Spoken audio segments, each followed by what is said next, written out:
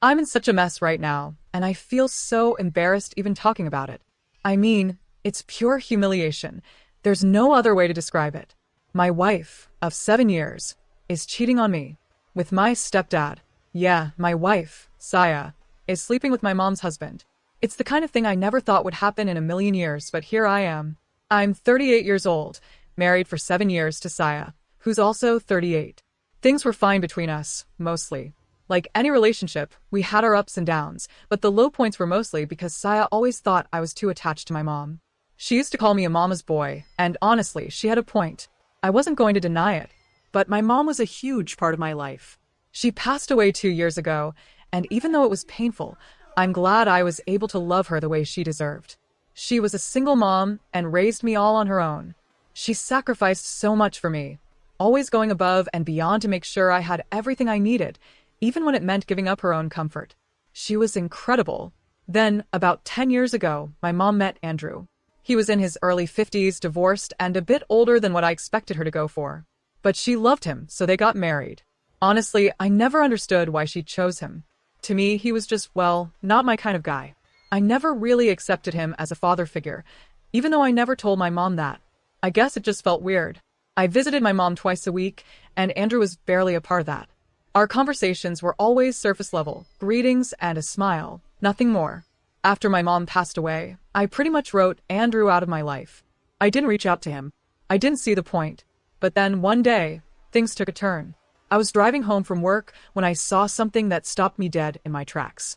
I spotted Cyia sitting at a roadside cafe with Andrew, and they were all over each other.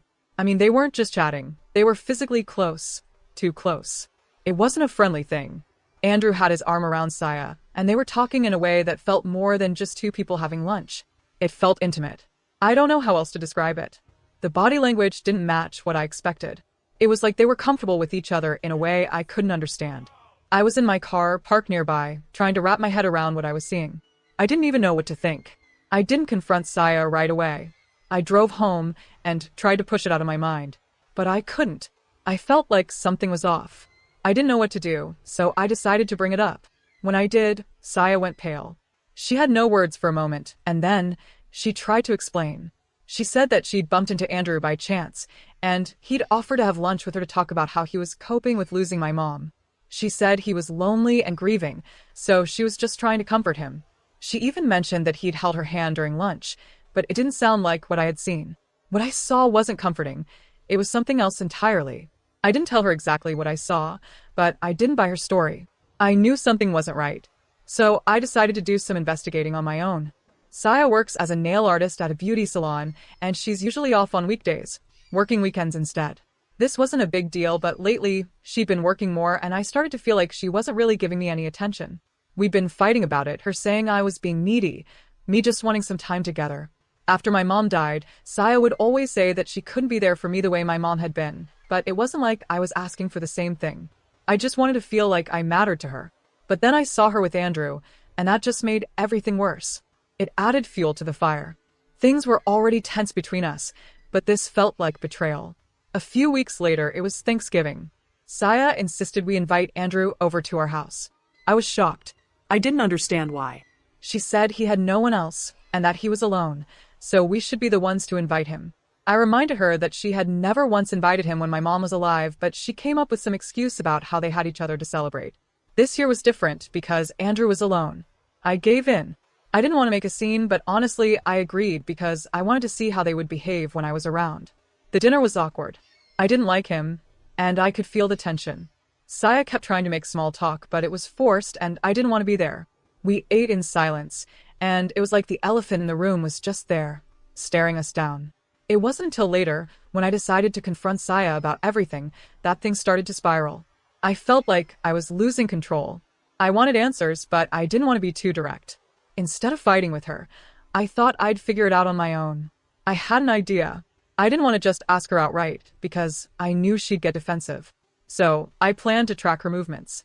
I told Cyia I had to go out of town for work, which wasn't entirely a lie. But I also planted a GPS tracker in her car. I wanted to see if she would go to Andrew's house, and if she did, I wanted to catch her red-handed. Sure enough, in the afternoon, she drove straight to his place. I didn't want to just show up at Andrew's house and make a fool of myself if they were just talking. So I called my friend Keith and told him about my suspicions. I asked him to help me out, go to Andrew's house, check things out, and record whatever he saw. Keith was reluctant, but after some convincing, he agreed. I told him to be discreet and not make a scene. He was just going to check on Andrew, claim that the door was open, and he was there to see if everything was okay. Keith went to Andrew's house and, at first, couldn't find them. But then he peeked inside the bedroom, and there they were, Cyia and Andrew, cuddling on the bed, with no clothes on. I couldn't believe it. I wasn't ready for that. Keith didn't stick around long after that. He left before they realized what had happened, and Andrew followed him outside, but Keith just made an excuse and left. It wasn't until later that Keith admitted he'd used the wrong camera on his phone and hadn't actually recorded anything. The front camera had been on the whole time, so the video was useless. But I didn't need the footage anymore. I already knew what was going on. That night, I stayed with Keith and his wife, who was out of town, so I didn't have to go back home. Cyia kept messaging me, trying to figure out when I'd be home, but I ignored her. She thought I was out of town for work, and I wasn't about to let her know what I had found out. The next day, I contacted a lawyer. I wasn't going to deal with this anymore. I wasn't going to live a lie. It took about 10 days for the lawyer to send the divorce papers, and that's when Cyia started putting up a fight. She didn't want to sign them and suggested we have a discussion before going to court. My lawyer said we could try to settle things outside of court. I agreed, but the moment I saw her again, I felt disgusted. The woman I had been married to for 7 years, the one I thought I knew, had betrayed me in the worst way possible. She tried to hug me during our meeting, and I pushed her away. Then she started with the typical cheater's line, "It wasn't what you think." She said that what Keith saw was true, but it was only cuddling and nothing else. As if that wasn't bad enough, she said she did it to safeguard our future. That's when I lost it. She explained that my mom had left her wealth to Andrew, and if he remarried, the property would go to someone else.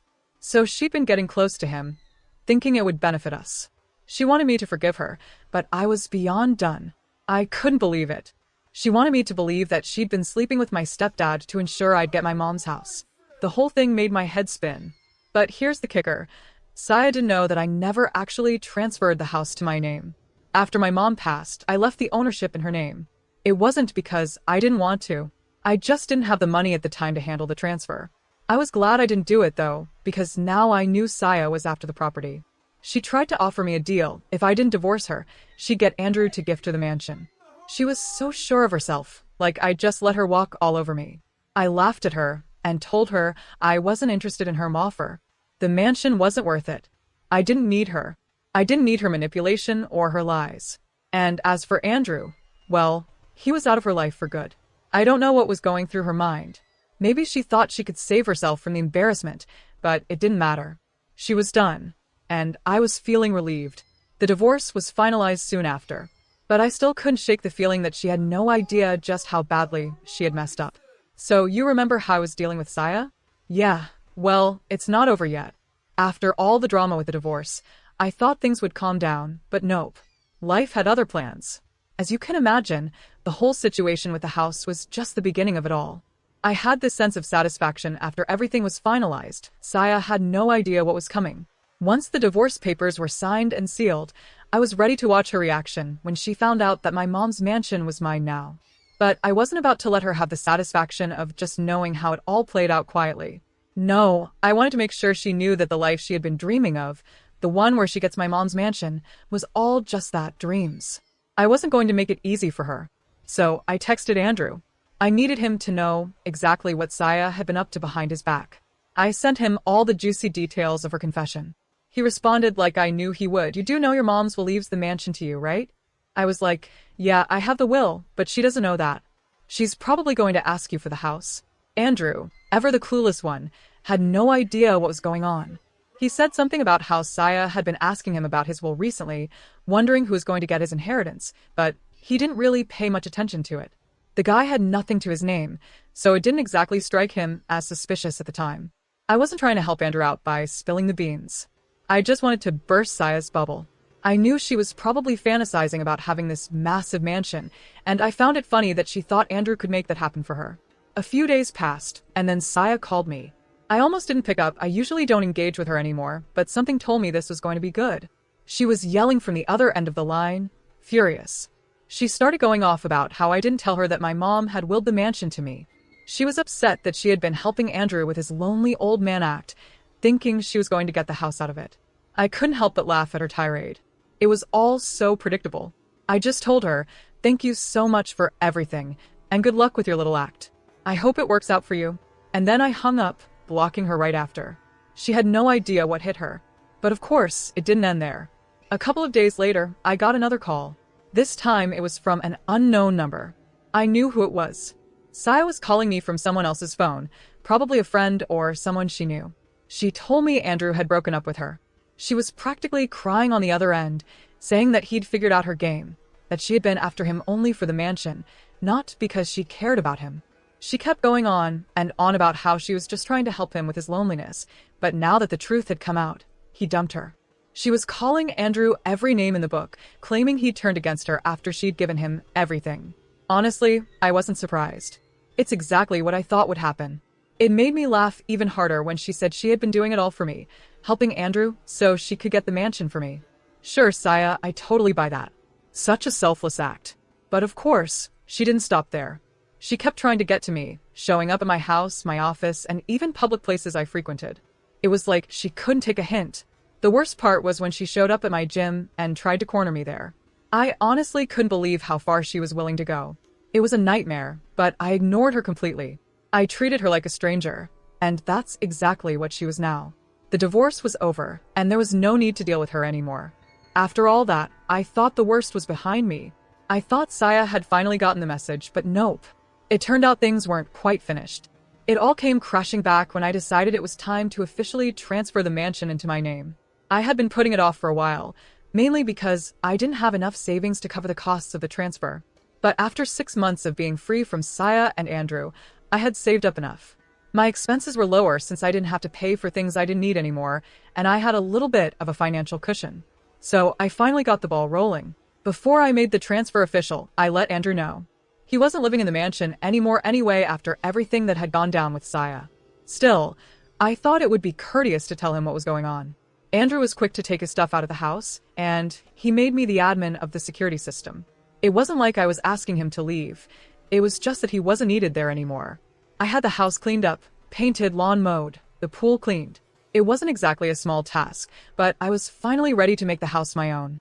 And of course, just when I thought everything was smooth sailing, Cyia popped up again. One day, I wasn't at the mansion, but the cleaning manager called to let me know something strange was going on. Apparently, Cyia showed up out of nowhere and started wandering around inside the house. She told the cleaning crew that she was my wife, classic, and tried to get them to let her in. They, of course, were suspicious and told her to leave. They thought she was trespassing, which, surprise, surprise, she was. I told the cleaning crew to kick her out, and they did. But I wasn't done yet. Cyia wasn't going to stop there, though. Not only did she keep showing up at the house, but then she came crying to my front door. She was all emotional, saying that I had abandoned her and that her intentions were pure. It was like she hadn't learned anything. I had no time for her nonsense. I just looked at her and told her she needed therapy. No, scratch that, she needed to check herself into a mental hospital. That was the only place I thought she belonged at that point. She begged me to let her inside to talk, but I wasn't having it. I shut the door on her face. That was the end of that. Still, just to be safe, I took out a restraining order on her for the mansion. It wasn't because I thought she would get violent, at least not yet, but I didn't want her showing up and causing trouble for the new tenants. I didn't trust her, and I wanted to make sure they wouldn't have to deal with her nonsense. So that was that. As far as I can tell, Cyia hasn't tried anything since. I've been living pretty peacefully, and I really hope I don't have to post any more updates on this situation. I just want to close that chapter of my life and move on. A few months passed without much drama after I took the restraining order out on Cyia. Life, for the most part, seemed to be moving on. I had the mansion to myself, new tenants were settling in, and I was finally able to breathe without constantly worrying about Cyia popping up in my life.